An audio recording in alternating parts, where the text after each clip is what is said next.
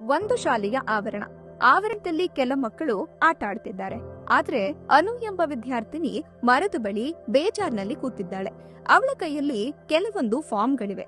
ಅದನ್ನ ಗಮನಿಸಿದ ದೀಪಾ ಎನ್ನುವ ವಿದ್ಯಾರ್ಥಿನಿ ಅವಳ ಬಳಿ ಬರ್ತಾಳೆ. ಹೇ ಅನು, ಇಲ್ಯಾಕೆ ಬೇಜಾರಲ್ಲಿ ಕೂತಿದ್ಯಾ?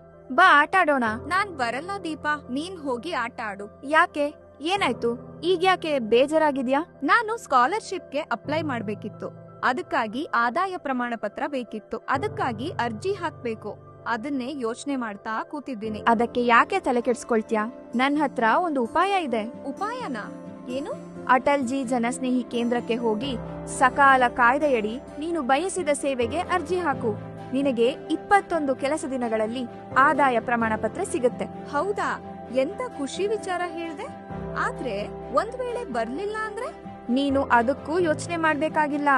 ನಿಗದಿತ ಸಮಯಕ್ಕೆ ಸೇವೆ ದೊರೆಯದಿದ್ದಲ್ಲಿ ನೀನು ಮೇಲ್ಮನವಿ ಸಲ್ಲಿಸಬಹುದು. ತುಂಬಾ ಧನ್ಯವಾದಗಳು ದೀಪಾ. ನಾನು ಈ ಕೂಡ್ಲೆ ಹೋಗಿ ಆದಾಯ ಪ್ರಮಾಣ ಪತ್ರಕ್ಕೆ ಅರ್ಜಿ ಸಲ್ಲಿಸ್ತೇನೆ. ನಾನಿನ್ನು ಬರ್ತೀನಿ.